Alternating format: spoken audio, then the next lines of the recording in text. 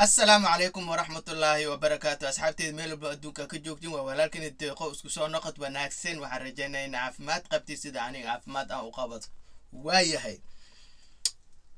horta hambalyo asxaabeeb aad iyo aad u mahadsantii boqolkiiba boqol wax idinku abaalmariyo ma lahan wallahi billahi taala aad iyo aad u faraxsanaa farxadaas waa wax idinka ka shaqayseen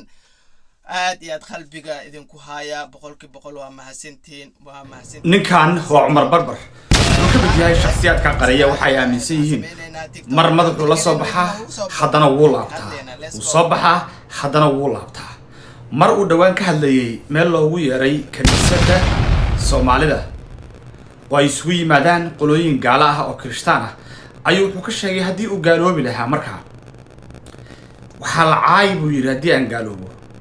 ilaa iyo qabiilka aan ka dhashay ilaa iyo reerka aan ka dhashay laguma koobnaanayo Cumar oo kaliya oo mashaakilka ay leedahay buu yiri in la gaaloobo waxaartaas oo muujinaysa markaa inuu midda banaanka u soo baxo waxa uu ka caararayaa in reerkiisa la caayo حدينتيسا كلا وين قبيلكيسا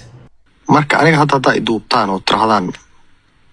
Omar galbo noqday oo reerkayga u geysaan xataa reerkaygu intay soo waxaan ima dhigi karaan maxaa dhacay maxaa waxa u samaysay ima dhigi karaan nin weyn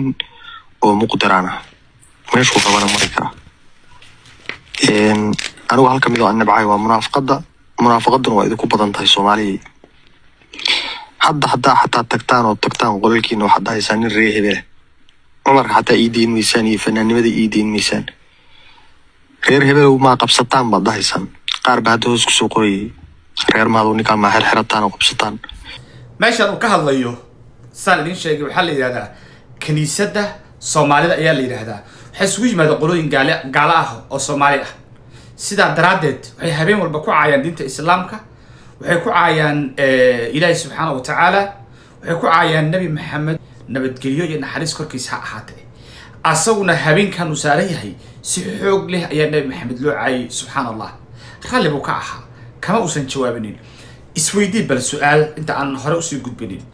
meel nabiga lagu caynayo oo Ilaahay lagu caynayo oo diinta lagu caayayo qof islaam ah oo damir ma fadhiyi kara asagoo waliba aan wax jawaab ka bixinin ama aan dagaalamin jawaabtu waa maya horta nabigeena calayhi salaatu wasalaam naxariis in nabadgelyo korkiisa ahaato meel lagu caanayo horta qof damiirkiisa siinaayo ma lahan ma fahantay xitaa haddaa adiga arabin inaad hadashid waxaa kaa hadalsiinaya macnaha dareenku kugu jiro ijaceelka adiga u haysid ayaa kaa keena inaad difaacdid xilliga adiga hadashid xataa isma fahmaysid midaas waa midaas midda kalena Omaro barada horta haddii oo la gaalowdid ma ku dhahay haddii la gaaloowo horta waalid arrintaas ma khusayso iyo ehel iyo qaraawi iyo qabiil qofka bani'aadanka hadduu gaaloowo oo diintiis uu ka tago asiga ilaaha la xisaabtamayo khabriga wuu madow yahay cid kula galayso ma jirto su'aalaha aakhira iyo khabriga lagu marayna qof aan adiga ahayn keliga ayaa ka jawaabayo ma fahantay dadkaaga ehelkaaga iyo qaraabada adiga aad sheegaysid khabriga markii lagu geeyo dusha ku soo aadina wayna kaa tagayaan adiga iyo khabrigaaga iyo camalkaaga iyo wixii suubsatay bes marka meeshana oo qaraabe waxa soo galo maba lahanbo waa maxay fasraada inta bas ay bixin karto haddii aan hore u sii socono marka ninkan dhawaan wuu waashay ayaa la yiri markuu la baxay dhowr wiig oo daraama ah ayay umadu gashaa haddaynu dhahnay xataa waa been views buu ku raadinayay miyaysan muuqanin in daraamahaasi viewska lagu raadinayay ay ku dhex jirtay qorshe markaa lagu soo gudbinayay mabaadi diimeed oo aan aqoon xataa waxa ay tahay waayo markuu ooyayay waxyaalay uu ku soo celcelinayay waxaa ka mid ahaa ibadbaadi triangalow war triangalow idin aawa war DJ Subero war triangalow ibadbaadiya war triangalow ibadbaadiya ma cid kala jirta oon ilaahay ahayn ee awood leh ee loo yeeran karo oo markii la boqo ibadbaadi la oran karo ma awood aan awoodda alla ahayn baa jirta miyaysan arrintaas maya jawaabtu waa maya qof maanta loo jeesan karo oo ku caawin karo ilaahay subxaanahu wa tacaala jiro haddii arrinta ay kuga adkaato nolosha kuga adkaato qofka loo leexana waa ilaahay subxaanahu wa tacaala asiga keliya ayaa ku caawin karo qul wallahu axadun allahu samad lam yalid walam yuulad walam yakun lahu kufuwan axad ilaahay qofna lalama barbar dhigi karo videogaanayti anaga ma dhihi karno iyagana ma dhihin Omar Barbar ayaa saas dhexay Omar Barbar saasoo dhexe ma ahaan waxa afkiisaan ka haynaa asigoo dhahayo afkiisaan ka haynaa markoo oo waalida ahaydna ereyada uu ku hadlayay adduunka meel walbo meel aysan gaarin ma lahan anigoo dhan waa wada maqalnay inuu dhaho ilaahay subxaanahu wa tacaala oo joogo qof bini'aadan ah asiga gacantiisa ku abuurtay inaad dhahdid hebelow icaawi triangelow icaawi wax aan jirin calaamad ah inaa oo kacsitido u yeeratid inay ku caawiyaan inna lillahi wa inna ilayhi raajicuun inna lillahi wa inna ilayhi raajicuun ilaahay rabbi raxmaan oo ummadaada ana inoo naxariiso okay wuu dhahaybo aniga markaas waxaan ku xisaabinaynay qof waashtene macnaha wax loo haysta ma lahan wuxuu rabo ha ku hadlo qof waashtay xaarkiisu cunaa laakiin hadda wuu caafimaad qabaa wuu fiican yahay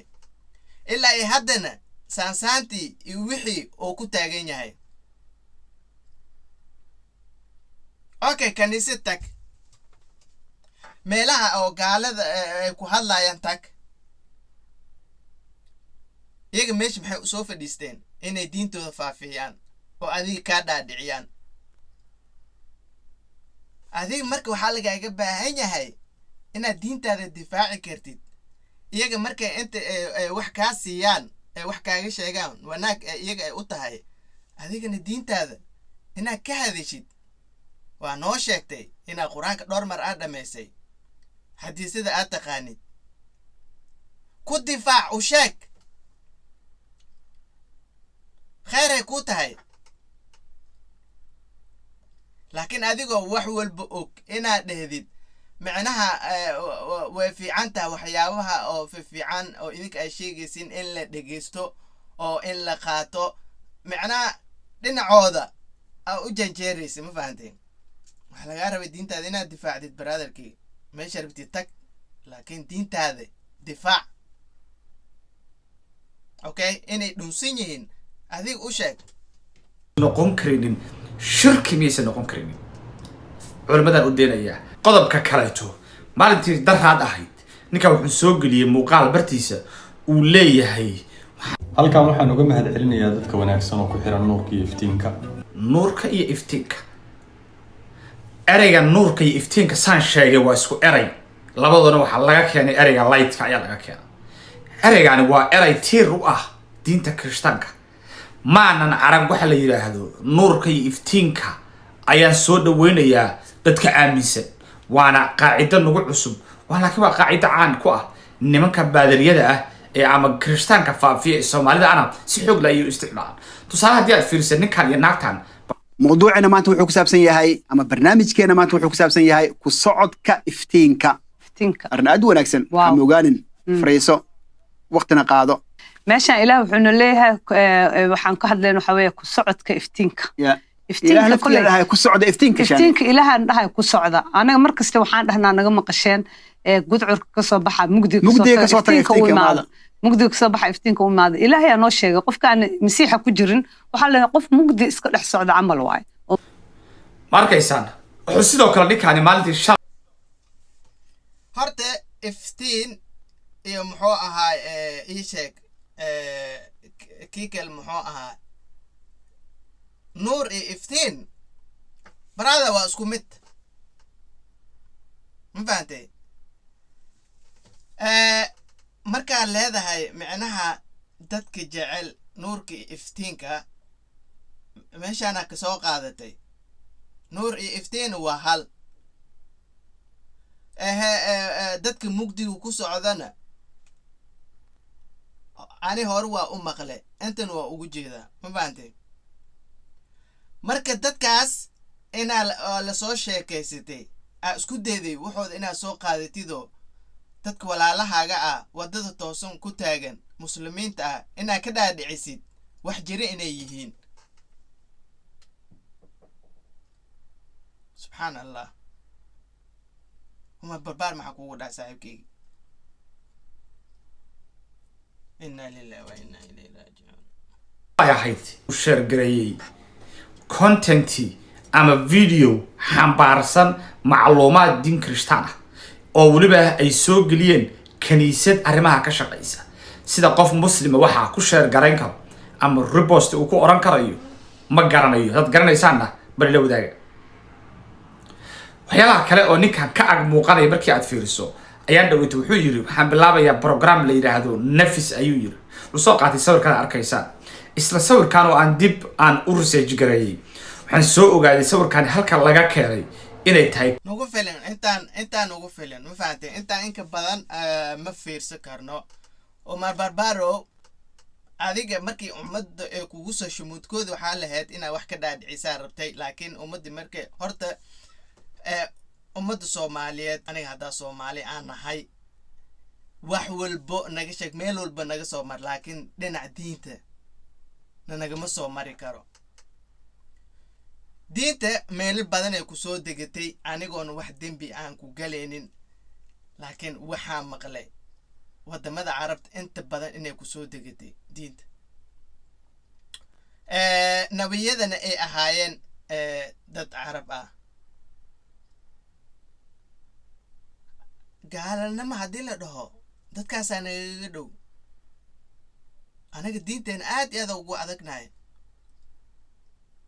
marka ummadda lagu soo shamuumay waa kana cadeemiyaal tiktoka waxaa soo gelisay sanamyaal iyo diintooda iyo qashinkooda iyo waxooda qurankooda maxaa marka waxa adiga iska difaacaysid maxaa way saaxiibkaygiyo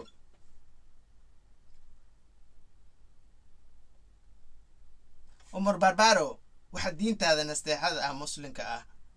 ah ku weysay waxaas khuraafaadka kuma helaysid haddii wax ku heshidna ma ahan wax ku noqonayo niyahow ilaahay subxaanahu wa tacaala wuxuu dhahay fasabbix bihamdi rabbika wastaghfirhu innahu kaana tawwaban ilaahay mar walbo tawbada way u furan tahay macnaha mar walbo ku tawbadaada ku aqbala waxaan isku day barada in meesha ku joojisid wixii qalad dhacay waaba dhaceen dad badan wax laga keenay laakiin way soo laabteen waxaanayti afaarooda ka bax wixii dhacay way dhaceen tiktoka waxaanayti ka tirtir soo noqo walaakiin ilaahay ku soo hanuuniyo marka asxaabe intaasoo ku ekay videogeena aad iyo aad u mahadsantihiin 100% maadaama kunkii ay gaarsiiseen waa idinkaga mahadcelinaya insha Allah taala meesha kuma kay doono hore iyo wada hore ii kahaysiya ma fahamtay walaalkiina ahay I love you aad iyo aad idin jeclahay marka haddii ay tahay marka kugu horeysay subscribe ii saar like dhac ku sukum gambalaalkana rukumo sida videodeeda ay kugu soo gaaraan haddii hore noola joogtiin waa ku mahadsantahay commentiga leegaaga dhinacaaga waaye marka insha Allah taala waxaa idinkaga tagay assalaamu calaykum waraxmatullaahi wabarakaatuh